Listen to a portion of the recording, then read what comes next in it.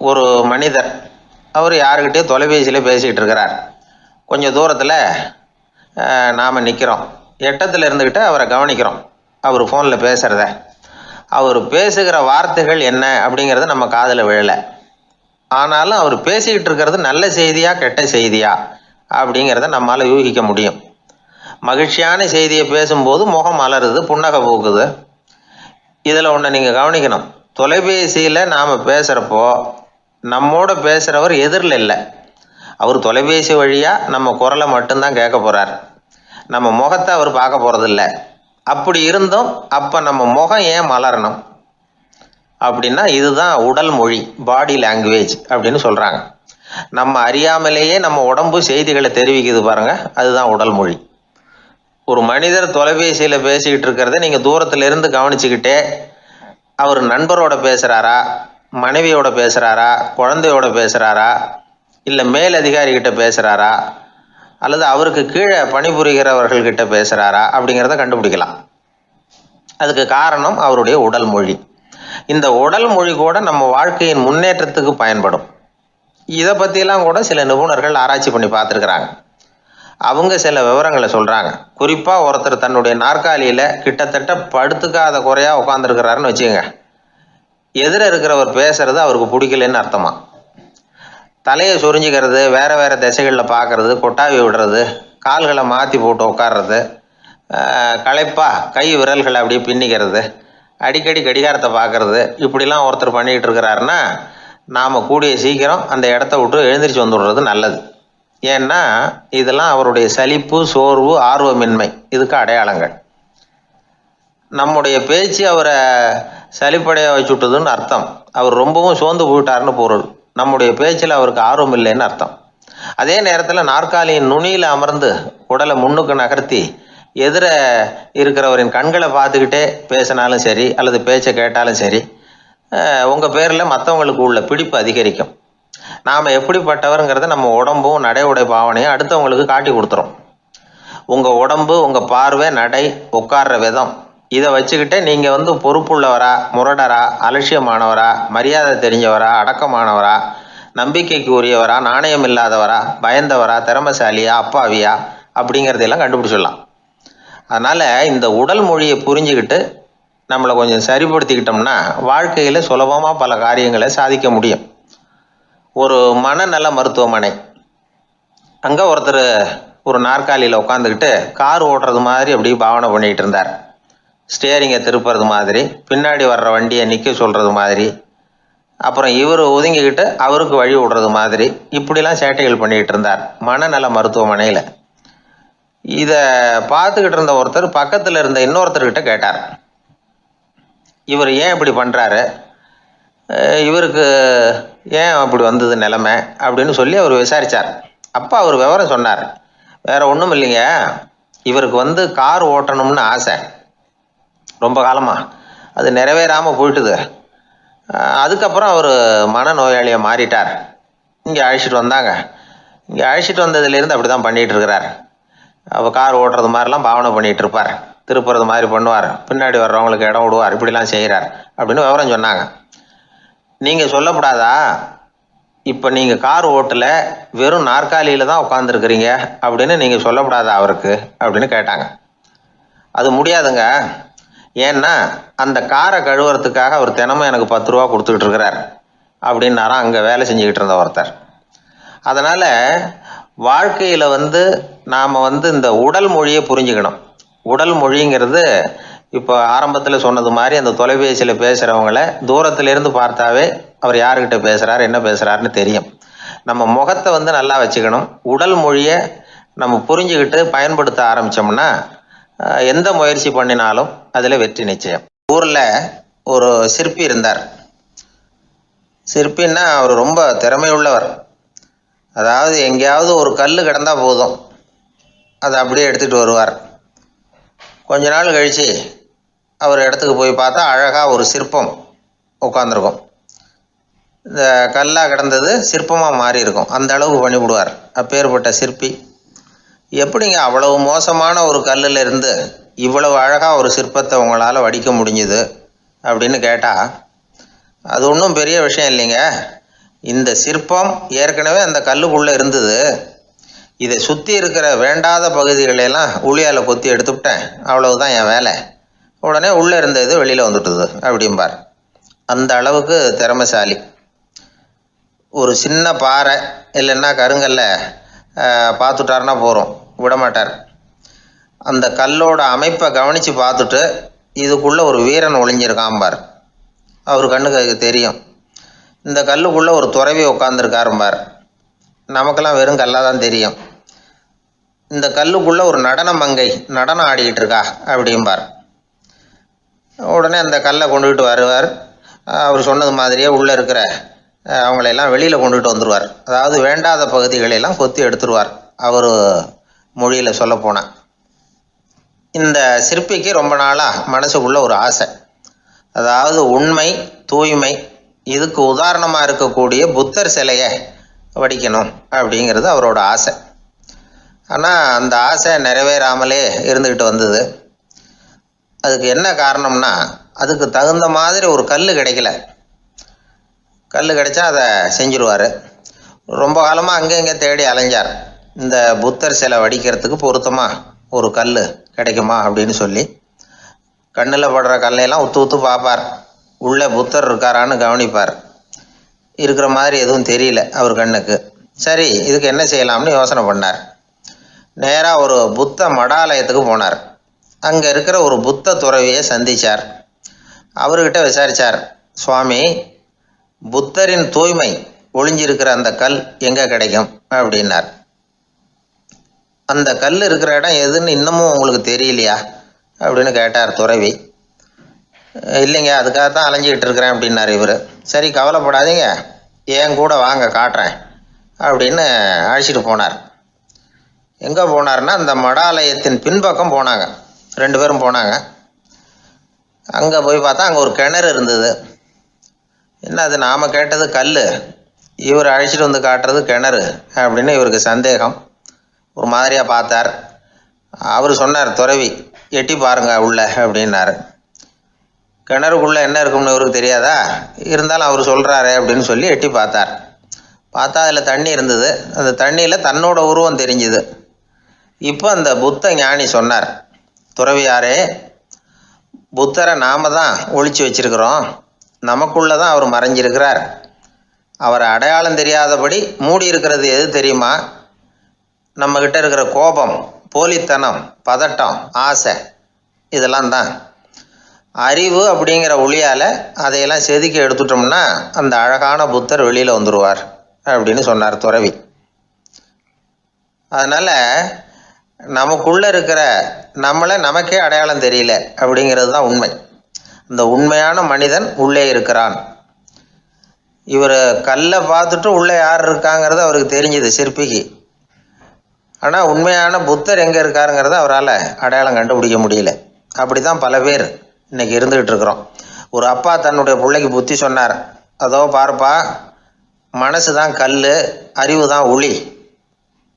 உன்னுடைய மனசுங்கிற கல்லை அறிவுங்கிற ஒளியால் செதுக்கி அழகான மனிதனாக நீ வெளியில் வரணும்னார். அதுக்காக தான்ப்பா தேடிக்கிட்டு இருக்கேன்னா அவன். மனசுங்கிற கல்லை தேடிக்கிட்டு இருக்கிறியா அப்படின்னு கேட்டார். இல்லைப்பா, அறிவுங்கிற ஒளி எங்கே இருக்குன்னு தெரியல எனக்கு, அதை தான் தேடிக்கிட்டு இருக்கிறேன் அப்படின்னு நானா. அதனால் அறிவை தேடிக்கிட்டு இருக்கிறவன் என்னைக்கு உண்மையை கண்டுபிடிக்க போகிறான், அதையே கண்டுபிடிக்க முடியலைங்கும் பொழுது. அதனால் நாம் யார் அப்படிங்கிறது நமக்கு அடையாளம் தெரியணும். அந்த அடையாளம் தெரிஞ்சுட்டா வாழ்க்கையில் வெற்றி நிச்சயம். ஒரு ஊரில் ஒரு ஆள் இருந்தான். அவனுக்கும் அவன் மனைவிக்கும் சண்டை. இவன் கோவிச்சுக்கிட்டு வீட்டை விட்டு வெளியில் வந்துட்டான். நேராக தன்னுடைய நண்பன் ஒருத்தனை தேடிட்டு போனான். அந்த நண்பன் எப்படின்னா, எதுக்கும் அசரமாட்டான், எப்பவும் மகிழ்ச்சியாக இருப்பான். அவங்ககிட்ட போய் இவன் யோசனை கேட்டான்.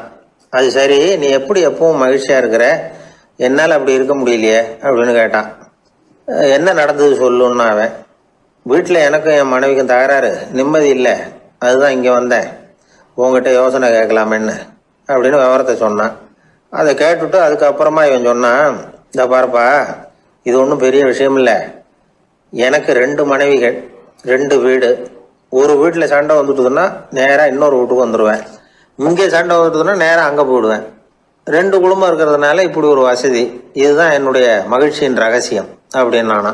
ஓ அப்படியா விஷயம், இப்போ புரிஞ்சுக்கிட்டேன், உன்னுடைய யோசனைக்கு ரொம்ப நன்றி அப்படின்னு சொல்லிவிட்டு அவன் திரும்பி வந்துட்டான்.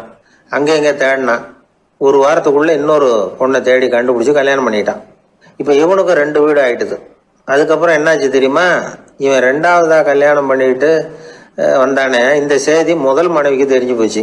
போனான், அது கழுத்தை பிடிச்சி வெளில தள்ளி விட்டு கதவை சாத்தி விட்டுது. இனிமேல் இந்த பக்கம் வராத, எனக்கு தெரியாமல் எப்படி நீ இன்னொரு கல்யாணம் பண்ண அப்படின்னு சொல்லி அடித்து விரட்டி விட்டுது. இவன் அதனால் என்ன பரவாயில்லன்னு 2வது மனைவி வீட்டுக்கு போனான். அங்கே பார்த்து, நீ எனக்கு கல்யாணம் பண்ணுறதுக்கு முன்னாடி ஏற்கனவே உனக்கு கல்யாணம் ஆச்சுங்கிற விஷயத்த ஏன் என்கிட்ட சொல்லலை அப்படின்னு சொல்லி அதுவும் கழுத்தை பிடிச்சி வெளில தள்ளி விட்டுது. இவன் வீதிக்கு வந்துட்டான். இங்கேயும் போக முடியல, அங்கேயும் போக முடியல. என்ன இது, அவன் சொல்லி கொடுத்த யோசனை ஒன்றும் சரியாக வரலையே அப்படின்னு யோசனை பண்ணிக்கிட்டே நடந்தான். வழியில் ஒரு பாழடைஞ்ச மண்டபம். சரி, இன்னைக்கு ராத்திரி இங்கேயே படுத்துருவோம், வேற எங்கேயும் போய் படுத்து தூங்க முடியாது, அதான் 2 பேரும் விரட்டி விட்டாங்களே, என்ன பண்ணுறது அப்படின்னு சொல்லி அந்த மண்டபத்தில் போய் ஒரு தூணில் ஓரமாக சாஞ்சி உக்காந்தான். அப்போ எதுத்தாப்புல இன்னொரு தூண் ஓரமாக யாரோ அசைகிறது மாதிரி தெரிஞ்சுது, லேசான இருட்டில். யாரப்பா அது அப்படின்னு கிட்ட போய் பார்க்குறான். அப்புறம் தான் தெரியுது, அவன் யார் தெரியுமா, இவனுக்கு யோசனை சொன்னான்ல 2 கல்யாணம் பண்ணிக்கணும்னு சொல்லி, அவன் அங்கே படுத்து கிடக்குறான். டேய் நீ எப்படிறான் இங்கே வந்த அப்படின்னா, 2 வீட்லேயும் சண்டை வந்துட்டுது, அதுதான் இங்கே வந்தேன் படுத்து தூங்கலாமேன்னு அப்படின்னா. 2 வீடு இருக்கிறது சௌரியம்னு என்கிட்ட சொன்னியப்பா அப்படின்னா இவன். நான் அப்படி சொன்னதுக்கு ஒரு காரணம் உண்டுன்னா அவன். என்னடா காரணம்னு கேட்டான். அது வேற ஒன்றும் இல்லை, தினமும் ராத்திரியில் இந்த மண்டபத்தில் தனியாக படுக்கிறதுக்கு எனக்கு பயமாக இருந்தது, எனக்கு ஒரு துணை தேவைப்பட்டது, அதுக்காக தான் உங்ககிட்ட அப்படி ஒரு யோசனை சொன்னேன். இப்போ நீ வந்ததுனால எனக்கு துணை கிடைச்சிட்டுது. இப்போ நம்ம 2 பேரும் துணையாக இங்கே படுத்துக்கலாம், நீ அந்த தூணில் சாஞ்சிக்கோ, நான் இந்த தூணில் சாஞ்சிக்கிறேன் அப்படின்னு சொல்லி படுத்து தூங்க ஆரம்பிச்சிட்டானோ. அதாவது நம்ம வாழ்க்கையில் முடிவுகள் எடுக்கிற விஷயத்தில் இந்த ஆள் மாதிரி தான் பல பேர் நடந்துக்கிறோம் அப்படிங்கிறார். அதாவது உலக புகழ்பெற்ற மனோதத்துவ மேதை ஸ்காட் பெக் அப்படிங்கிறவர். அதாவது வீட்டுக்கு தேவையான பொருள்கள் வாங்குறதுலேருந்து கல்யாணம் பண்ணுறது, வீடு கட்டுறது வரைக்கும் அடுத்தவங்க பேச்சை கேட்டு வீணா போகிறவங்க தான் அதிகம். அறிவுரை கேட்கறதுல தப்பு இல்லை, ஆனால் அதுக்கப்புறம் அதை பற்றி சரியாக சிந்திச்சு பார்க்கறது இல்லை, அதுதான் தப்பு. சில பேர் அறிவுரை சொல்கிறதுலேயே ரொம்ப தெளிவாக இருப்பாங்க. ஏன் சார் 2 சம்சாரத்தோட குடும்பம் நடத்துறது ரொம்ப கஷ்டமானு கேட்டாராம் ஒருத்தர். அது எனக்கு தெரியாதுங்க அப்படின்னாராம் அவர். ஏன்னு கேட்டிருக்கார். ஏன்னா எனக்கு 3 சம்சாரம் அப்படின்னாராம் அவர். எனக்கு ஒரு நண்பர், அவர் ஒரு வழக்கறிஞர். ஒரு நாள் அவர்கிட்ட பேசிக்கிட்டு இருந்தேன். அப்போ கேட்டேன், ஏன் சார் நீங்கள்லாம் கோர்ட்டில் வாதாடுறப்போ கருப்பு நிற அங்கி அணியிறீங்களே, அதுக்கு என்ன காரணம், சட்டத்துக்கும் கருப்பு கலருக்கும் என்ன சம்பந்தம் அப்படின்னு கேட்டேன். அது ஒரு சுவாரஸ்யமான கதைன்னார் அவர். சொல்லுங்களேன் அப்படின்னு அவர் சொன்னார். கிபி 1694 வருஷத்தில் இங்கிலாந்து அரசி 2வது மேரிங்கிறவர் இறந்து போனார். அந்த ராணியோட கணவர் 3ஆம் வில்லியம், அவரு ஒரு உத்தரவு போட்டாராம். அரசியோட மறைவுக்கு அனுதாபம் தெரிவிக்கிற வகையில் வழக்குரைஞர்கள் எல்லாரும் கருப்பு நிற அங்கி அணியணும் அப்படின்னு. அன்னைக்கு ஆரம்பித்த அந்த பழக்கம் அதுக்கப்புறம் மாறவே இல்லையாம், இன்னைக்கும் தொடருது. வழக்குரைஞர்கள்லாம் முதல்ல கருப்பு அங்கி மட்டும்தான் அணிஞ்சாங்களாம்.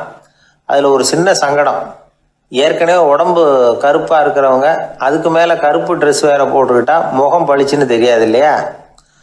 அதனால் முகம் பளிச்சுன்னு தெரியறதுக்காக அவங்கெல்லாம் வெள்ளை நிற பட்டியை அணிய ஆரம்பித்தாங்களாம்.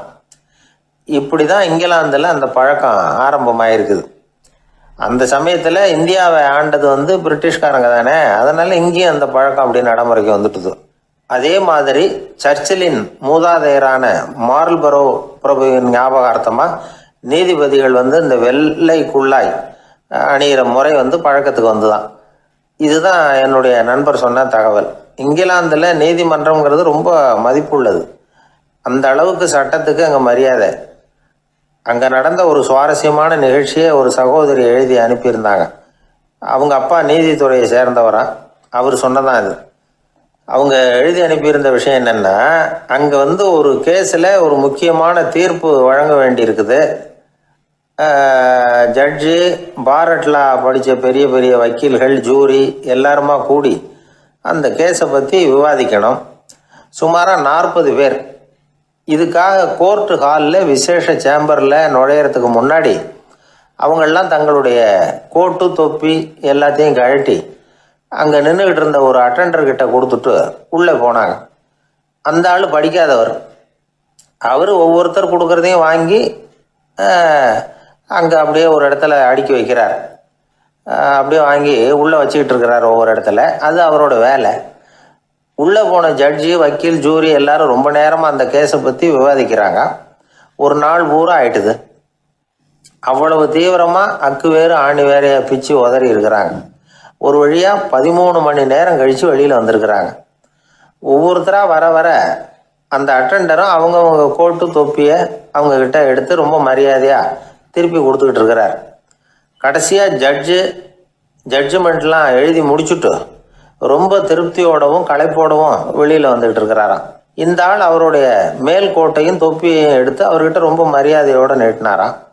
ஜட்ஜுக்கு ரொம்ப ஆச்சரியம். இந்த ஆள் எப்படி இவ்வளவு பேரோட கோட்டு தொப்பி எல்லாத்தையும் ஞாபகம் பேசாமல் திருப்பி கொடுக்குறார் அப்படிங்கிறது அவருக்கு ஆச்சரியம். அதனால் அவர் அந்த ஆளை பார்த்து கேட்டாராம், ஏப்பா இந்த கோட்டை கொடுக்குறியே, இது என்னோடது தானா, என்னோடது தான்னு உனக்கு எப்படி தெரியும் அப்படின்னாராம்.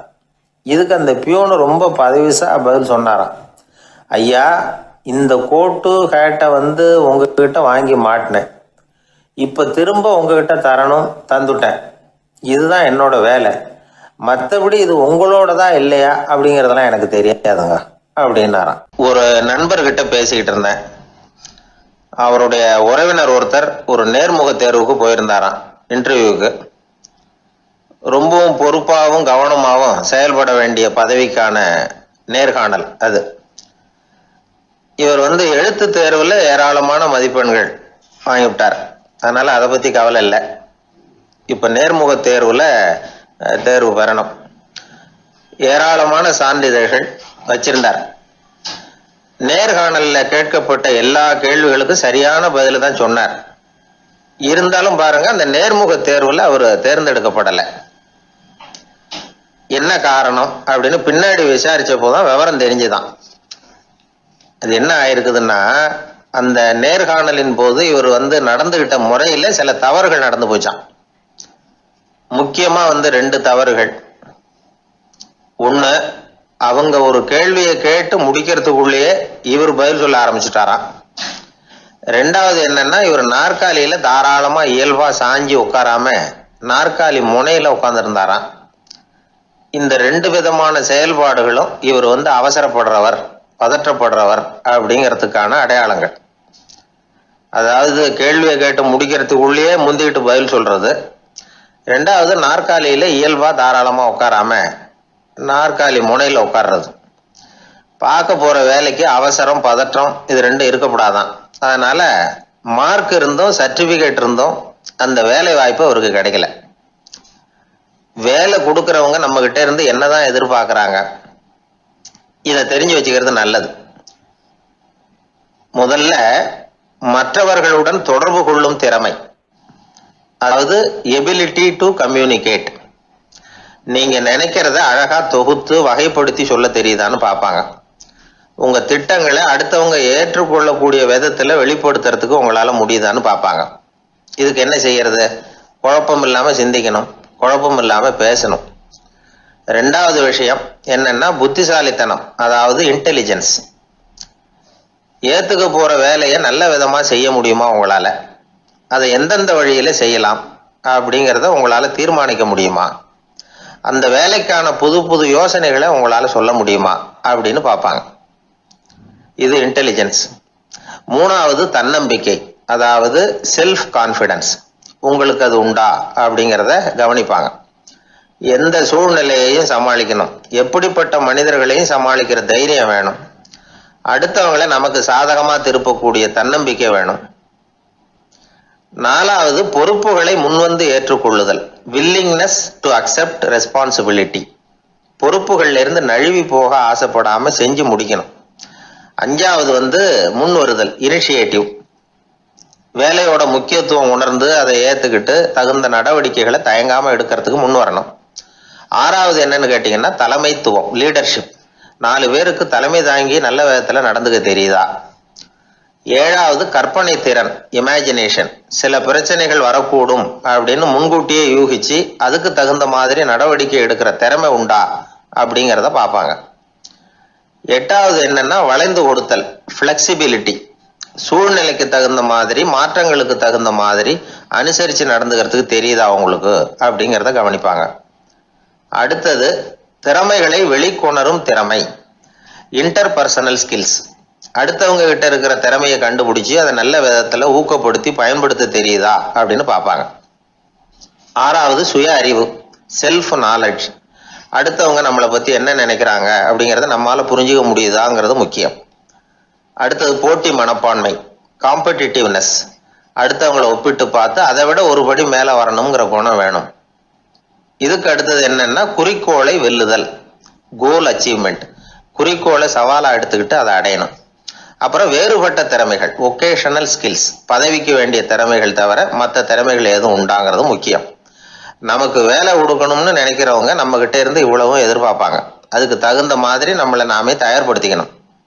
எனக்கு வேண்டப்பட்ட ஒருத்தர் ஒரு இன்டர்வியூவுக்கு போயிட்டு வந்தார், நேர்காணலுக்கு. எப்படி இருந்தது இன்டர்வியூன்னு விசாரித்தேன். நான் போனேன். அவர் கேட்ட எல்லா கேள்விக்கும் அவர் எதிர்பார்த்தது மாதிரி எல்லா பதிலையும் சொன்னேன். கடைசியாக நான் எதிர்பார்க்காத ஒரு தகவலை அவர் சொன்னார் அப்படின்னார். என்னன்னு கேட்டேன். அவரும் என்ன மாதிரியே இன்டர்வியூக்கு வந்தவர் தானா, சும்மா என்ன கேள்வி கேட்டுக்கிட்டு உட்காந்துருந்தாராம் அப்படின்னார். அதனால ஒரு நேர்காணலுக்கு போறதுக்கு முன்னாடி என்ன எதிர்பார்க்கறாங்க அப்படிங்கறத தெரிஞ்சுக்கிட்டு போனா வெற்றி நிச்சயம். ஊர்ல ஒரு ஞானி இருந்தார். ஒரு நாள் அவரை தேடிட்டு ஒருத்தர் வந்தார். வந்தவர் ஞானியை பார்த்து ஒரு கேள்வி கேட்டார். ஐயா, உங்களுடைய சாதனை என்ன? இதுதான் அவர் கேட்ட கேள்வி. இதை கேட்டதும் அந்த ஞானி நிமிர்ந்து இவரை பார்த்தார். அப்புறம் சொன்னார், அது ஒன்றும் பெரிய விஷயம் இல்லை, அது ரொம்ப எளிமையான ஒண்ணு. எப்போ எனக்கு பசிக்குதோ அப்போ நான் சாப்பிட்டுருவேன், எப்போ எனக்கு தூக்கம் வருதோ அப்போ நான் தூங்கிடுவேன், அவ்வளவுதான் அப்படின்னார். கேள்வி கேட்டவர் ஒரு மாதிரி ஆயிட்டார். ஐயா, இதே தானே நாங்களும் செய்யறோம், இதுல என்ன அதிசயம் இருக்கு அப்படின்னார். இப்ப அந்த ஞானி சொன்னாராம், இங்கதான் நீங்க தப்பு பண்றீங்க அப்படின்னாராம். அப்படியான்னாரு இவர். ஆமா அப்படின்னாராம். நீங்க செய்யற தவறு எனக்கு புரியுது. ஏன்னா நான் உங்களை மாதிரி நான் வாழ்ந்து பார்த்துருக்கிறேன். அதனால என்னுடைய அனுபவத்துல உங்களுக்கும் எனக்கும் உள்ள வித்தியாசத்தை உணர முடியுதுன்னாராம். என்ன சொல்றீங்க, எனக்கு ஒன்றும் புரியலையேன்னாராம் இவரு. இதை பாருங்க, சாப்பிடுறதுங்கிறது நாம ரெண்டு பேருக்கும் பொதுவான ஒரு காரியம்தான். ஆனா நீங்க சாப்பிடுறதுக்கும் நான் சாப்பிடுறதுக்கும் வித்தியாசம் இருக்கு அப்படின்னாராம். என்ன வித்தியாசம்னு கேட்டிருக்கார். நீங்க பசி இல்லாத பொழுது சாப்பிடுறீங்க, இப்போ சாப்பிடுற நேரம் வந்துட்டுது அப்படிங்கிறதுக்காக சாப்பிடுறீங்க. சாப்பாடு ருசியா இருக்கு அப்படிங்கிறதுக்காக சாப்பிடுறீங்க. எது தேவைங்கிறது தெரியாம சாப்பிடுறீங்க. அது மாதிரி தூக்கமும் உங்களுக்கு ஒரு பழக்கமா போட்டுது. இப்போ இது தேவையா இல்லையா அப்படிங்கிறத பத்தி நீங்க யோசிச்சு பாக்குறது இல்ல. சாப்பிடும் பொழுது 1000 வேலைகளை மனசுல நினைச்சுக்கிட்டு இருப்பீங்க. அதனால அது சாப்பிடுதலா இருக்காது. அதே மாதிரி நீங்க தூங்கும் பொழுதும் அது தூங்குதலா இருக்காது. ஏகப்பட்ட கனவுகள் வரும். உங்க மனசு மேலும் மேலும் கனவுகளை உருவாக்கி கொண்டே இருக்கும். அதனால எனக்குள்ள நடக்கிறது வேற மாதிரி, நீங்க நினைக்கிறது மாதிரி இல்ல. எனக்குள்ள நடக்கிறது எப்படின்னா, நீங்க செய்யறது மாதிரி இல்ல. தூக்க உணர்வு வந்த உடனே தூங்குதல் மட்டுமே நடைபெறும். அதுதான் என்கிட்ட நடக்கிறது அப்படின்னாராம் அந்த ஞானி. வித்தியாசம் புரியுதா? அந்த ஞானி சாப்பிடுறத அனுபவிக்கிறார், அது எக்ஸ்பீரியன்ஸ். நாம அப்படி இல்லை, மனம் போன போக்கில் சாப்பிடுறோம். இது இன்டெலிஜிங். இது ரெண்டுலேயும் செயல்ல வேறுபாடு இல்லை, விழிப்புணர்வுல தான் வேறுபாடு இருக்கு. அவர் சாப்பிடும் பொழுது ஒரு சாட்சி மனோபாவத்தோட சாப்பிடுறார். எவ்வளவு தேவையோ அவ்வளவுதான் சாப்பிடுறாரு. ஏன்னா அவருடைய விழிப்புணர்வு முழுமையா செயல்படுது. அதனால அவர் சாப்பிடும் பொழுது நம்மை விட மகிழ்ச்சியா இருக்கிறார். நாம அப்படி இல்லை, வயிற்றை நிரப்புறதுக்காக சாப்பிடுறோம். இன்னும் சொல்ல போனா சாப்பிடும் பொழுது நாம அங்கேயும் இருக்கிறது இல்லை, எங்கேயோ போயிடுறோம். உடம்பு மட்டும்தான் அங்க இருக்கும். ஆனா ஞானி அப்படி இல்லை. அவர் சாப்பிடும் பொழுது சாப்பிடுதல் மட்டுமே இருக்கும். எந்த ஒரு செயலையும் விழிப்புணர்வோட செய்யலாம், மனம் போன போக்கிலையும் செய்யலாம். விழிப்புடன் செய்யறப்போ செய்யும் செயல் நம்ம அனுபவமாகிறது, அவ்வளவுதான். இதெல்லாம் பெரிய தத்துவம் மாதிரி தெரியும். இருந்தாலும் நாம புரிஞ்சுக்க வேண்டியது என்னன்னா, எந்த காரியத்தை செஞ்சாலும் அதுல முழு ஈடுபாடு வேணுங்கிறது முக்கியம். அந்த அளவுக்கு முதல்ல நம்மளை மாத்திக்கிட்டா போதும். ஆனா நம்ம ஆளுங்க அந்த அளவுக்கு இருக்கிறது இல்ல, எல்லாமே அரைக்குறை தான். கேட்டா ஞாபகம் மருதி. ஒருத்தன் என்ன பண்ணானா, விமான டிக்கெட் வாங்கிக்கிட்டு ரயில்வே ஸ்டேஷனுக்கு வந்துட்டான். அப்புறம் தான் புரிஞ்சுது தவறுதெல்லாம் இங்க வந்துட்டோங்கிறது. உடனே அவசரமா விமான நிலையத்தை நோக்கி ஓடி இருக்கிறான். அங்க போய் கவுண்டர்ல கேட்டிருக்கான், மேடம் நான் தவறுதெல்லாம் ரயில்வே ஸ்டேஷனுக்கு போயிட்டேன், இப்ப விமானத்தையும் தவற விட்டுட்டேன் அடுத்த ஃப்ளைட்டில் எனக்கு இதை மாற்றி தர முடியுமான்னு கேட்டிருக்கான். முடியாதுன்னாங்களாம் அந்த அம்மா. ஏன்னு கேட்டானா, ஏன்னா இப்போ நீங்கள் வந்திருக்கிறது பஸ் ஸ்டாண்டு அப்படின்னாங்களாம். சீடன் வெளியூர் புறப்படுறதுக்கு தயாராக இருந்தான்.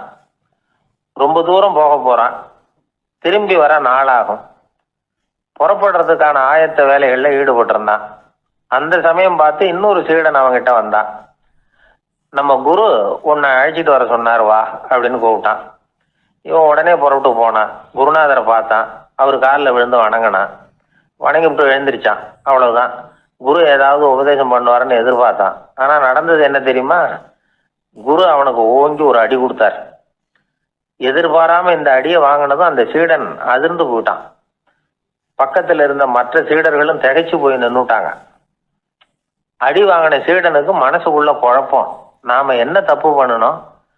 புறப்படுற நேரத்துல இப்படி குரு கிட்ட அடி வாங்குற மாதிரி ஆயிட்டுதே அப்படின்னு நினைச்சு மனசுக்குள்ள ரொம்ப வேதனைப்பட்டான். கொஞ்சம் துணிச்சலை வரவழைச்சுக்கிட்டு குருநாதர்கிட்டயே கேட்டுட்டான். சுவாமி, நான் என்ன தப்பு பண்ணினேன்? என்னை இப்படி அடிச்சுட்டீங்களே, ஒரு வார்த்தை கூட உங்களை எதிர்த்து நான் பேசினது இல்லையே, இவ்வளவு காலமா உங்க விருப்பத்துக்கு விரோதமா ஒரு காரியம் கூட நான் செஞ்சது இல்லையே, வந்ததும் வராததுமா ஒண்ணுமே சொல்லாம என்ன அடிச்சுட்டீங்களே, குருவே நான் செஞ்ச குற்றம் தான் என்ன அப்படின்னு கண்ணீரோட பரிதாபமா கேட்டானா அந்த சீடன். ஆனா அந்த குரு முகத்துல கொஞ்சம் கூட கோபம் இல்லை. அவர் சிரிச்சுக்கிட்டே நின்றுகிட்டு இருந்தாராம். அதுக்கப்புறம் சொன்னாராம், என்னுடைய அருமை சீடனே, நீ ஒரு தவறும் பண்ணல. நான் உன்னை அடிச்சது நீ ஏதோ தப்பு பண்ணிவிட்டேங்கிறதுக்காக இல்லை. நீண்ட பயணம் போக போறேன். ஞாபகமா ஏதாவது கொடுத்து அனுப்ப வேணாமா? நீ ஞானம் பெற்ற பிறகுதான் திரும்பி வர போறேங்கிறது எனக்கு தெரியும். அதுக்கு பிறகு உன்னை வந்து அடிக்க முடியுமா? அதனால இப்ப கிடைச்சிருக்கிற இந்த வாய்ப்பை பயன்படுத்திக்கிட்டேன். அப்போதைக்கு இப்பவே அடிச்சுட்டேன், அவ்வளவுதான், வேற ஒண்ணும் இல்லை அப்படின்னாராம். குரு சிரிச்சுக்கிட்டே இப்படி சொல்றார். இருந்தாலும் இதுவும் ஒரு உபதேசம் தான்.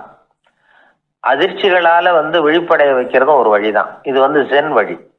பெரும்பாலும் அதிர்ச்சியின் மூலமாகவே ஞான தரிசனத்தை அருள்கிறவர்கள் தான் ஜென் குருமார்கள். நம்ம தியானம் தான் ஜென். இந்தியாவிலிருந்து இது சீனாவுக்கு போய் கொஞ்சம் பேர் மாறி வளம் பெற்று ஜப்பான்ல ஜென் ஆகி வளர்ந்துருக்குது, அவ்வளவுதான். ஜென்கிறது தியானம். எதை நினைச்சும் தியானிக்கிறது இல்லை, எல்லாத்துலயும் தியானம் இருக்கிறதா சொல்லுது ஜென். பேசுறது, இருக்கிறது, நடக்கிறது, சாப்பிடுறது, சிரிக்கிறது, தூங்குறது, தொழில் செய்கிறது அல்லது சும்மா இருக்கிறது எல்லாமே தியானம் தான். ஜென்கிறது ஒரு சுய தரிசனம். தன்னைத்தானே அடையாளம் கண்டுகொள்கிறது தான் அது. இல்லாத எதையும் தேடி கண்டுபிடிக்கிறது இல்லை. சென் மார்க்கத்தை பத்தி ஓஷோ என்ன சொல்றாரு தெரியுமா? காணாமல் போன தன்னுடைய மூக்கு கண்ணாடி தன்னுடைய மூக்கின் மேல் இருப்பதை கண்டுகொள்வது போன்றது சென் அப்படிங்கிறார். நம்மால் இன்னொருத்தர் முகத்தை ரொம்ப நேரமா உத்து பார்த்துக்கிட்டு இருந்தார். என்ன பாக்குறீங்கன்னாரு அவரு. நீங்க போட்டிருக்கீங்களே மூக்கு கண்ணாடி, அதை தான் பாக்குறேன்னாரு இவரு.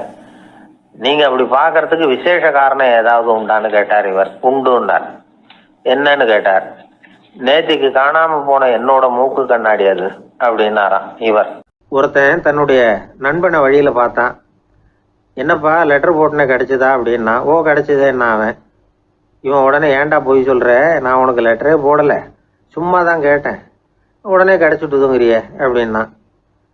லெட்டர் போட்டேன்னு நீ போய் சொல்றப்போ அது கிடைச்சதுன்னு நான் போய் சொல்லக்கூடாதா அப்படின்னானா அவன். இப்படிப்பட்டவங்க சில பேர் இருந்தா கூட இன்னைக்கு கடிதம் மூலமா தொடர்பு கொள்ளாதவங்க இருக்கவே முடியாது. அந்த அளவுக்கு அது அவசியமான ஒன்னாயிட்டுது. இந்த அஞ்சல் அட்டைகள் எப்படி ஆரம்பமாச்சு தெரியுமா? ஆஸ்திரியா நாட்டுல ஒரு பேராசிரியர் இருந்தார். அவர் பேர் இம்மானுவேல் ஹெர்மன். அவர் ஒரு நாள் ஒரு பத்திரிகையில கட்டுரை எழுதினாராம். இது நடந்தது 1869. அவர் எழுதின கட்டுரையில மக்கள் அதிகம் செலவு இல்லாம ஒருத்தருக்கு ஒருத்தர் தகவல் பரிமாறிக்கிறது எப்படி அப்படிங்கிறத பத்தி எழுதியிருந்தார். அதுக்கு சில யோசனைகளை அவரே எழுதியிருந்தாராம். எப்படின்னா, அந்த கட்டுரையை எல்லாரும் படிச்சு பார்த்துருக்குறாங்க. அவர் சொன்ன யோசனைகள் என்னன்னு. அது அரசாங்கத்தின் கவனத்துக்கு அது போச்சான். ஆகா, இது அவர் சொல்ற யோசனை நல்லா இருக்கும் போல் இருக்கு அப்படின்னு அவங்களே நினைச்சிருக்கிறாங்க. அவ்வளவுதான். உடனே அந்த யோசனையை நடைமுறைக்கு கொண்டுட்டு வந்தாங்களாம். பேராசிரியர் இம்மானுவேல் ஹெர்மனின் யோசனைப்படி அச்சடிச்ச அரசு முத்திரையோட அரசாங்கம் அஞ்சல் அட்டைகளை வெளியிட ஆரம்பிச்சுதான். 1869 அக்டோபர் 7ஆம் தேதி இது நடந்திருக்கு. உலகின் முதல் அஞ்சல் அட்டை வெளிவந்த நாள் அது. அப்பதான் அதுக்கு பேர் என்ன தெரியுமா? அதாவது கரஸ்பாண்டிங் கார்டு அப்படின்னு பேராது. அதுக்கப்புறம் என்ன ஆச்சுன்னா உடனடியாக அமெரிக்காவிலேயே இது மாதிரியான கார்டுகளை வெளியிட ஆரம்பிச்சிட்டாங்க. அங்கே இதுக்கு என்ன பேர் தெரியுமா? Postal card. அதுக்கப்புறம் 1870 இங்கிலாந்துலேயும் இதை வெளியிட்டாங்களாம். அதை வெளியிட்ட முதல் நாள் அன்னைக்கு என்ன நடந்தது தெரியுமா? மக்கள்லாம் ஏதோ நியாய விலை கடையில் நிற்கிறது மாதிரி பெரிய பெரிய கியூ வரிசையில் நின்று இதை வாங்கினாங்களாம். நம்ம நாட்டில் முதல் அஞ்சலகம் 1927 கல்கத்தாவில் ஆரம்பமாயிருக்கு. இன்னைக்கும் அஞ்சலகம் இல்லாத இடமே இல்லை. அந்த அளவுக்கு அஞ்சல் போக்குவரத்து அதிகமாக இருக்குது. அன்னைக்கு உள்நாட்டில் ஒருத்தருக்கு ஒருத்தர் தகவல் பரிமாற்றம் செய்து கொள்ள மலிவான ஒரு அஞ்சல் அட்டையை அரசாங்கம் வெளியிடலாம் அப்படின்னு பேராசிரியர் எழுதின கட்டுரை இன்னைக்கு எந்த அளவுக்கு ஆகியிருக்கு பார்த்தீங்களா? ஒருத்தன் ஒரு தபால் பெட்டிக்கு பக்கத்தில் தலையை வச்சுக்கிட்டு அவன் பாட்டுக்கு நின்றுட்டு இருந்திருக்கான். அங்கே இருந்து இன்னொருத்தன் கேட்டிருக்கான், என்ன ஆச்சுன்னு. கொஞ்ச நேரத்துக்கு முன்னாடி இந்த தபால் பெட்டியில் ஒரு கார்டு எழுதி போட்டேன், விவரமெல்லாம் நல்லா தான் எழுதியிருக்கிறேன், ஆனால் அட்ரஸ் எழுத மறந்துட்டேன் அப்படின்னு நானா. உடனே அவன், அதுக்காக கவலைப்படாத, நான் போட்ட கார்டில் அட்ரஸ் எல்லாம் பின்கோடு உள்பட கரெக்டாக எழுதியிருக்கேன், ஆனால் விவரம் எழுத மறந்துட்டேன் நானா. கவலைப்படாத, கொஞ்ச நேரத்தில் தபால்காரர் வருவார், பெட்டியை திறந்ததும் நம்ம லெட்டரை கேட்டு வாங்கிக்கலாம்னா ஒருத்தன். கொஞ்ச நேரத்துக்கு முன்னாடி அவர் வந்தார், கேட்டேன், அதுக்கப்புறம் தான் மனசுக்கு ரொம்ப கஷ்டமாக போச்சு நானா. இவன் ஏண்டான்னு கேட்டிருக்கான். அவன், இது தபால் புட்டு இல்லையா. ஒரு தடவை கலைவாணர் NS கிருஷ்ணன் பேராசிரியர் கல்கியை சந்திச்சு பேசிக்கிட்டு இருந்தாராம். கலைவாணர் கல்கியை பார்த்து, எனக்கு கதை எழுத ஆசையா இருக்கு, எப்படி எழுதுறதுன்னு கேட்டாராம். கதை எழுதுறதுக்கு 4 மை வேணும்னாராம் கல்கி. அப்படியா, அப்படின்னா என்னென்ன கலர் மை அப்படின்னு கேட்டிருக்காரு கலைவாணர் சிரிச்சுக்கிட்டே. நான் சொன்னது கலர் மை இல்லை, அது வேற மை. அதாவது கதை எழுதுறதுக்கு தேவைப்படுகிற 4 மை எதுன்னா, 1 திறமை, 2 பேணாமை, 3வது தனிமை, 4வது பொறுமை அப்படின்னாராம். உடனே கலைவாணர், உங்க யோசனை அருமை அப்படின்னாராம். அதுதான் கலைவாணர். பொதுவாக எழுத்தாளர்கள் எழுதுகிற மாதிரி நடந்துக்கிறது இல்லை, ஆனால் கலைவாணர் என்ன சொல்லுவாரோ அதே மாதிரி நடந்துக்குவார். எல்லாருக்கும் எல்லாம் கிடைக்கணுங்கிற கருத்தை சினிமா படங்களில் வலியுறுத்துவார். அதே மாதிரி நடைமுறை வாழ்க்கையிலேயும் எல்லாருக்கும் எல்லாமும் கொடுப்பார். பணம், பதவி, புகழ் இப்படி எதுவுமே இல்லாத ஒரு சாதாரண மனுஷனாக இருந்தால் கூட இவர் மனுஷனுக்கு கொடுக்குற மரியாதையில் கொஞ்சமும் குறைச்சல் இருக்காது. இந்த குணம் சாதாரணமாக எல்லாருக்கும் இருக்கிறது இல்லை. அவர் சினிமா தியேட்டருக்கு போய் சினிமா பார்க்கறது வழக்கம். அவர் வந்திருக்கிறாருங்கிறது தெரிஞ்சா போதும், வெளியில பிச்சைக்காரங்க வந்து கூடிடுவாங்க. இது அவருக்கு தெரியும். வெளியில நம்மளை நம்பி ஒரு கூட்டம் காத்துக்கிட்டு இருக்குமேன்னு நினைப்பார். உடனே ஒரு 100 ரூபா நோட்டை கொடுத்து சில்லறையா மாத்திட்டு வர சொல்லுவார். படம் முடிஞ்சு வெளியில வர்றப்போ சில்லறையோட வருவார், எல்லாருக்கிட்டையும் கொடுத்துருவார். ஏன்னா எல்லாரும் தேடிட்டு வருவாங்க அவரை. என்ன எல்லாரும் சௌக்கியமா இருக்கிறீங்களா அப்படின்னு பிரியமா விசாரிப்பார். ஏதோ ரொம்ப நெருங்கின சொந்தக்காரங்களை விசாரிக்கிறது மாதிரி விசாரிப்பார். தன்கிட்ட இருக்கிற சில்லறையை எல்லாருக்கும் சமமாக பிரித்து கொடுத்துட்டு தான் அங்கேருந்து புறப்படுவார். ஒரு நாள் அது மாதிரி புறப்படுற சமயத்தில் ஒரு சின்ன பையனுக்கு சில்லறை எதுவும் கிடைக்கல கொடுக்கறதுக்கு. இது கலைவாணருக்கு தெரியாது. காரில் ஏறி புறப்பட்டு போயிட்டார். அந்த பையன் காரை பிடிச்சிக்கிட்டு பின்னாடியே ஓடிச்சாந்துருக்கிறான். ஐயா, நீங்களே இல்லைன்னு சொன்னால் நான் என்ன பண்ணுறது, இன்னைக்கு பட்னி தான், அம்மாவுக்கு வேற உடம்பு சரியில்லை அப்படின்னு கத்திக்கிட்டே ஓடியாந்தானா. கலைவாணர் கவனிச்சுட்டார். உடனே காரை நிறுத்த சொன்னார், இறங்கினார். அந்த சின்ன பையனை கட்டி பிடிச்சிக்கிட்டு, என்னை மன்னிச்சுக்கப்பா, நான் கவனிக்காமல் வந்துட்டேன் அப்படின்னு சொல்லி அழ ஆரம்பிச்சுட்டாராம்.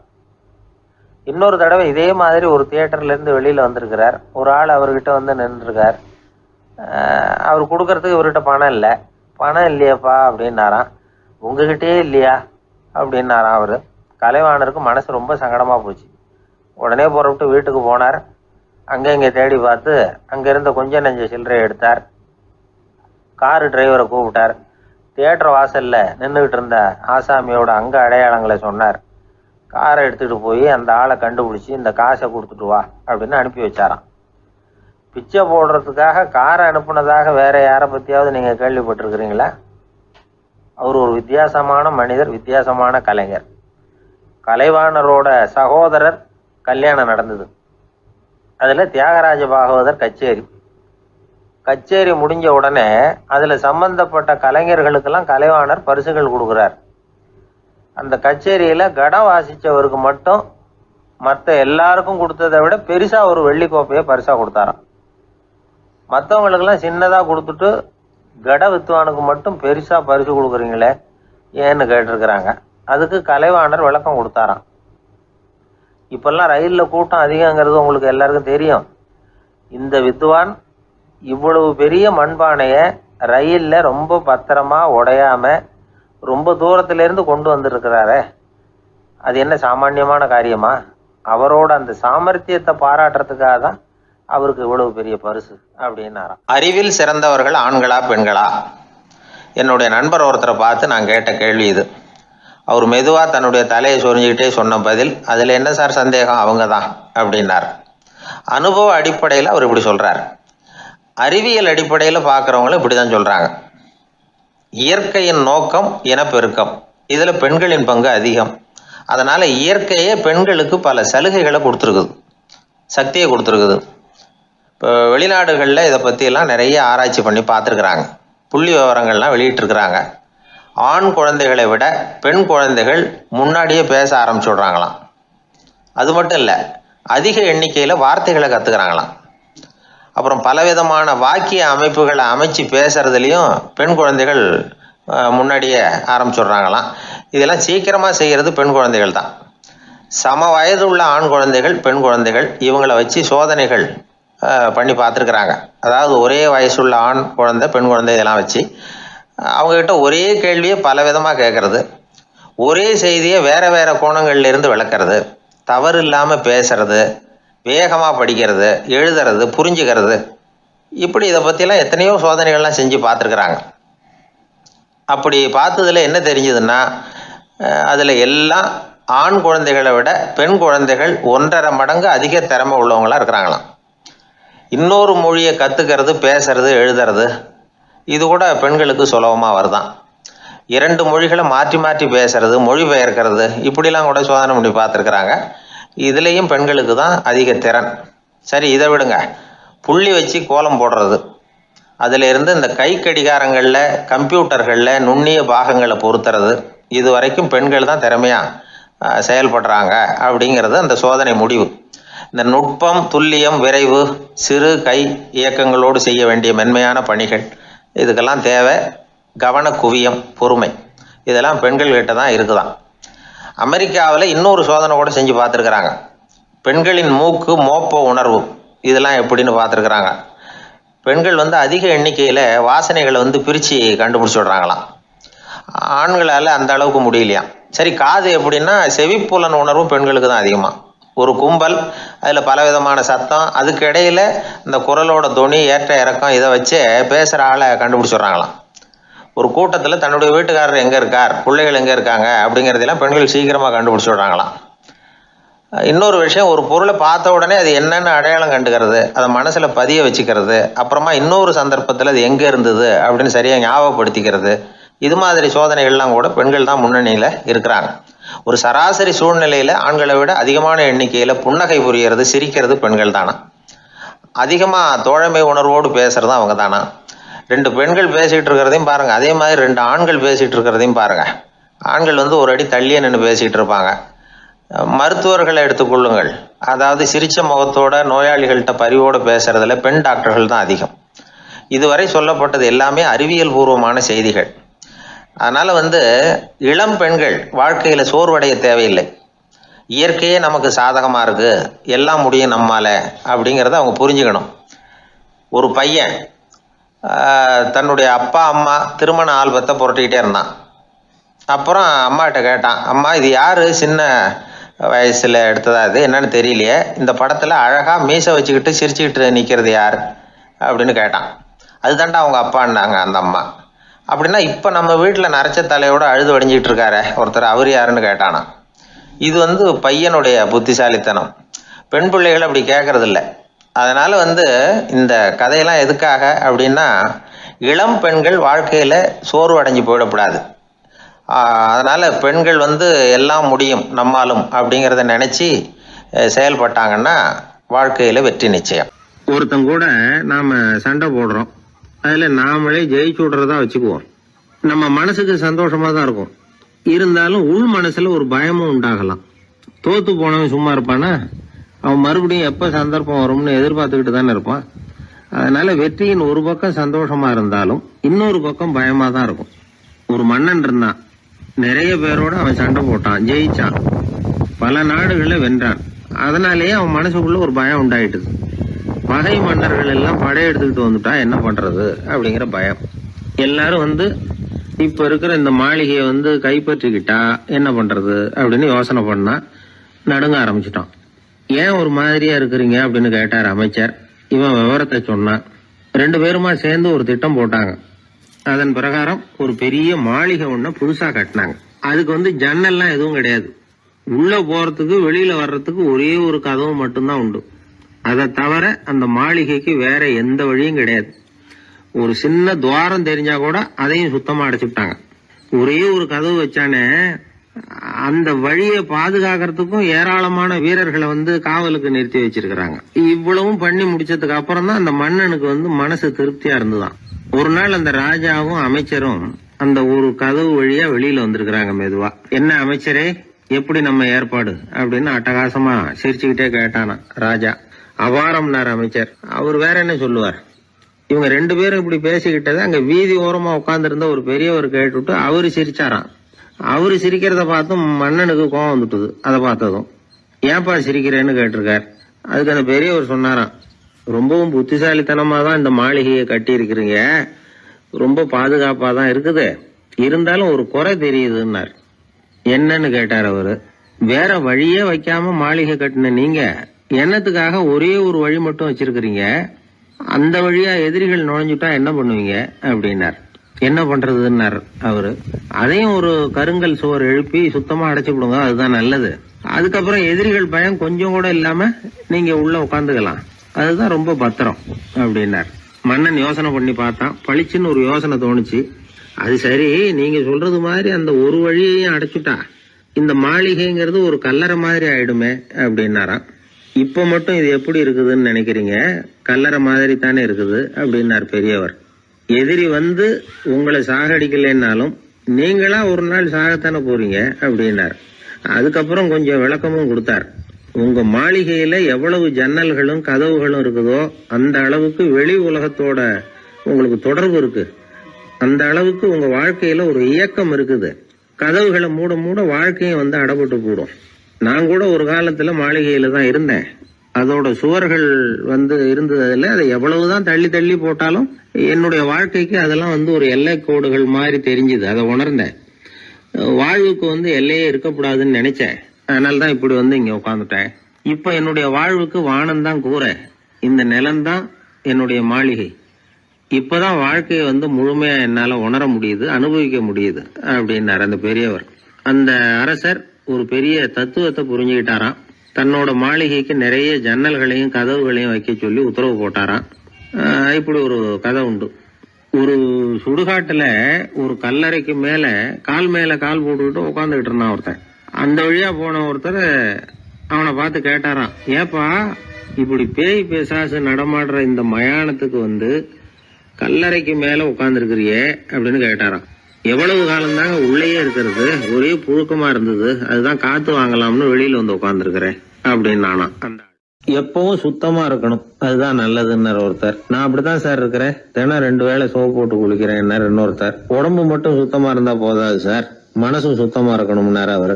மனசை சுத்தப்படுத்துறதுக்கு என்ன சோப்பு சார் போடலான்னு கேட்டாரு இவர். ஆன்மீகம்ங்கிற சோப்பு தான் அதுக்கு பொருத்தம்னாரு அவர். ஆன்மாவை மேம்படுத்துகிற ஒரு முயற்சி தான் ஆன்மீகம்ங்கிறது. அந்த முயற்சி எப்படி பண்றது? மனசுக்குள்ள குந்தி இருக்கிற வேண்டாத விருந்தாளிகளை எல்லாம் வெளியேற்றணும். வேண்டாத விருந்தாளிகள்ல முக்கியமான ஒருத்தர் யாருன்னா அவர் பேரு பொறாமை. இவரு நம்ம மனசுக்குள்ள இருக்கிற வரைக்கும் நாம நிம்மதியா இருக்க முடியாது. ஒரு குருநாதர் இருந்தார், அவர்கிட்ட 2 சீடர்கள் இருந்தாங்க. 2 பேரும் ஆரம்பத்துல ஒருத்தருக்கு ஒருத்தர் நல்லபடியா தான் பழகிட்டு இருந்தாங்க. ஆனாலும் என்னமோ தெரியல, கொஞ்ச நாள்ல இந்த 2 பேர்ல ஒருத்தன் மனசுக்குள்ள பொறாமைங்கிற விருந்தாளி உட்கார ஆரம்பிச்சுட்டார். அந்த சீடனும் அதுக்கு இடம் கொடுத்துட்டான்.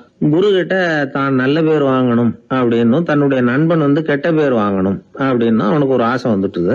என்ன பண்ணலாம்னு யோசனை பண்ணான். ஒரு நாள் விடியற் காலையில எழுந்திருச்சான். நேரா குரு கிட்ட போய் அவர் முன்னாடி நின்னான். குருவே, என்ன பாருங்க, நான் எவ்வளவு சீக்கிரமா எழுந்திருச்சு குளிச்சு முடிச்சுட்டு உங்களை வணங்குறதுக்காக நிக்கிறேன். ஆனா அவன் இருக்கானே இன்னமும் கண்ணு முழிக்கவே இல்ல, தூங்கிக்கிட்டே இருக்கிறான், தூங்கு மிஞ்சி அப்படின்னா. குருநாதர் நிமிந்து பார்த்தார். அப்படியா? அப்படின்னா நீயும் கூட அவன மாதிரியே தூங்கி இருந்தா நல்லா இருந்திருக்குமேன்னார் ரொம்ப பொறுமையா. என்னது, நாம எவ்வளவு தீவிரமா ஒரு விஷயத்த சொல்றோம், அதுக்கு நம்ம குருநாதர் ரொம்ப பொறுமையா இப்படி சொல்றாரு அப்படின்னு நினைச்சான். ஆச்சரியமா அவரை பார்த்தான். குருநாதர் சொன்னார், ஆமாப்பா, நீயும் தூங்கிக்கிட்டு இருந்திருந்தா அடுத்தவனை பத்தி குறை சொல்றதுக்கு இங்க வந்திருக்க வேண்டிய அவசியம் இருந்திருக்காது, அதனால அப்படி சொன்னேன் அப்படின்னாராம். சீடன் யோசிக்க ஆரம்பிச்சான். அர்த்தம் புரிஞ்சது. உடனே பொறாமைய மனசுல இருந்து தூக்கி எறிஞ்சுட்டானோ. மனசு சுத்தமாயிட்டு. மனசுக்குள்ள இருந்து விரட்ட வேண்டிய இன்னொரு விருந்தாளி, அவர் பேர் கோபம்.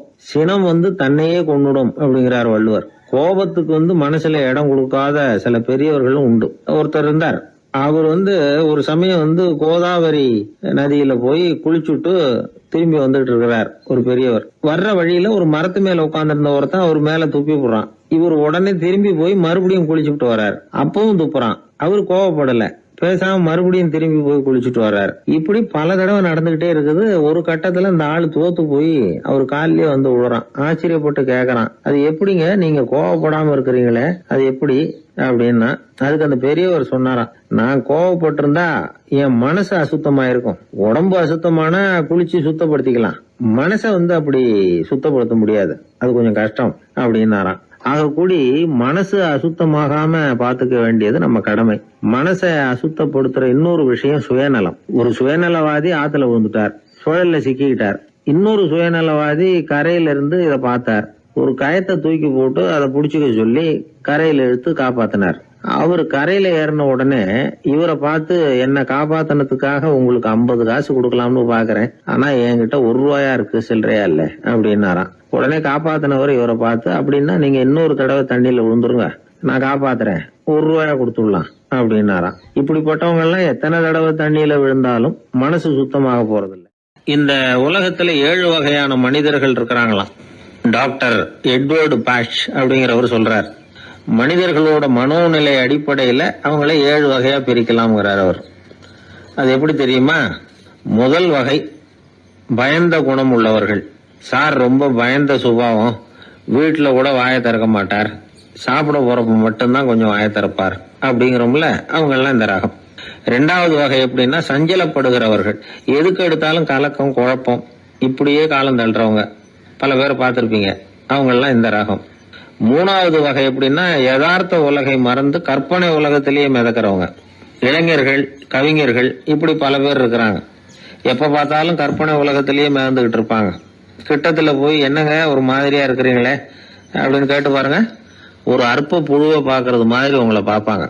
அதுவும் இந்த வானத்து நிலா என்னை வாவென்று அழைக்கிறது, எனக்கு விரைவில் ஒரு நாள் சிறகுகள் முளைக்கும், சிறகடித்து பறந்து செல்லுவேன், என் செல்ல நிலாவை கொஞ்சி விட்டு திரும்பி வருவேன், அப்படி இப்படின்னு பேச ஆரம்பிச்சிருவாங்க.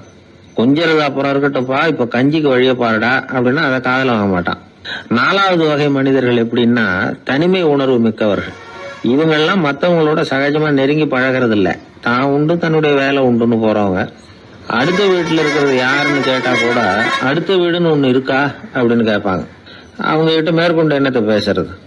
5வது வகை மனிதர்கள் எப்படின்னா, மற்றவர்கள் செல்வாக்குக்கு உட்பட மறுப்பவர்கள். அடுத்தவங்க செல்வாக்குக்கு இவங்க ஆட்படுறது இல்ல. நான் யார் தெரியுமா அப்படின்னு கேட்டா அதை தெரிஞ்சுக்கிட்டு எனக்கு என்ன ஆக போகுது அப்படிம்பாங்க. 6வது வகை எப்படின்னா, எப்பவும் எதுலயும் பற்றில்லாம இருக்கிறவங்க. இது ஒரு துறவு மனப்பான்மை. இயல்பாவே சில பேர் இப்படி இருக்கிறது உண்டு, அவங்களுக்கு எதுலயுமே ஒரு ஈடுபாடு இருக்காது. 7வது வகை மனிதர்கள் மத்தவங்க கவலையை தன்னுடையதான் ஆக்கிக்கிட்டு கவலைப்படுறவங்க. இவங்க மகாத்மாக்கள். தான் வேற அடுத்தவங்க வேறன்னு நினைக்கிறது இல்லை இவங்க. அப்படிப்பட்ட எண்ணம் இவங்களுக்கு வர்றதில்லை. அதனால அடுத்தவங்களுக்கு ஒரு கஷ்டம் வந்தா அதை தன்னுடைய கஷ்டமாக எடுத்துக்கிட்டு கவலைப்படுறவங்க இவங்க. ஆக கூடி இப்படி 7 வகையான மனிதர்களை அடையாளம் காட்டுறார் அந்த நிபுணர். நாம இதுல எந்த அகத்துல வர்றோங்கிறத நாம தான் அடையாளம் கண்டுபிடிச்சுக்கணும். எனக்கு தெரிஞ்ச ஒரு மனிதர் உண்டு. அவர் ஒரு வித்தியாசமான டைப்பு. எதையும் பிராக்டிக்கலா யோசிக்கிறவர். எப்பவும் அடுத்தவங்களுக்கு ஒன்றும் பண்ண மாட்டார். ஆனா நினைக்கிறது என்னன்னா, அடுத்தவங்களும் நல்லா இருக்கணும், நாமளும் சந்தோஷமா இருக்கணும் அப்படின்னு ஆசைப்படுறவர். அவருக்கு ஒரு சமயம் திடீர்னு உடம்பு சுகம் இல்லாம போயிட்டுது. டாக்டர் கிட்டத்துல போனார், பணம் கொடுத்தார், வைத்தியம் பார்த்தார். அவரு எழுதி கொடுத்த மருந்து சீட்டை வாங்கிட்டார். மருந்து கடைக்கு போனாரு, பணம் கொடுத்தாரு, மருந்து வாங்கினார். அதை எடுத்துட்டு வீட்டுக்கு வந்தார். அதுக்கப்புறம் அந்த மருந்தை சாப்பிடணும்ல, சாப்பிடல, அப்படியே சும்மா வச்சுட்டார். அவரை பார்த்து கேட்டோம், ஏன் சார் இப்படி பண்றீங்க, வீண் செலவு தானே இது, நீங்க எதுக்காக டாக்டர் கிட்ட போய் பணம் செலவு பண்ணீங்க அப்படின்னு கேட்டாங்க. அது சொல்றாரு, டாக்டர் வாழணும் இல்லையா அதுக்காக. சரி, அதுக்கப்புறம் என்னத்துக்கு மருந்து வாங்கினீங்க அப்படின்னு கேட்டா, மருந்து கடைக்காரர் வாழணும் இல்லையா, அதுக்காக அப்படின்னாரு. சரி, அப்புறம் ஏன் வாங்கின மருந்து சாப்பிடாம வச்சிருக்கிறீங்க அப்படின்னா, நான் வாழணும் இல்லையா அதுக்காக அப்படின்னாராம் அந்த ஆள். ஒரு பூங்கா, அங்க ஒருத்தர் நின்றுட்டு இருக்கிறார், ஏதோ ஆழ்ந்த யோசனையில இருக்கிறார். அந்த பக்கமா இன்னொருத்தர் வந்தார், இவரை கவனிச்சார். என்ன யோசனைன்னு கேட்டார். எப்படி எழுந்திருக்கிறதுன்னு யோசனை பண்ணிட்டு இருக்கிறேன்னாரு. அவர் கேட்டவருக்கு ஒரு மாதிரி ஆயிட்டது. ஏற்கனவே நின்றுகிட்டு இருக்கிற ஒருத்தர் எப்படி எழுந்திருச்சு நிக்கிறதுன்னு யோசிக்கிறாருன்னா அது ஆச்சரியம் தானே. அதுக்கப்புறம் இவர் யோசிக்க ஆரம்பிச்சார், என்ன இவர் இப்படி பேசுறாரு அப்படின்னு. கீழே விழுந்தாதானே எழுந்திருச்சு நிக்க முடியும். எழுந்திருக்கணும்னு நினைக்கிறவங்க முதல்ல கீழே விழணும். இவர் முதல்ல கீழே விழணும், அதுக்கப்புறம் தான் எழுந்திருக்கிறது எப்படின்னு சிந்திக்க முடியும். இந்த உலகத்துல எல்லாருமே கீழே விழுந்து எழுந்தவர்கள் தான்.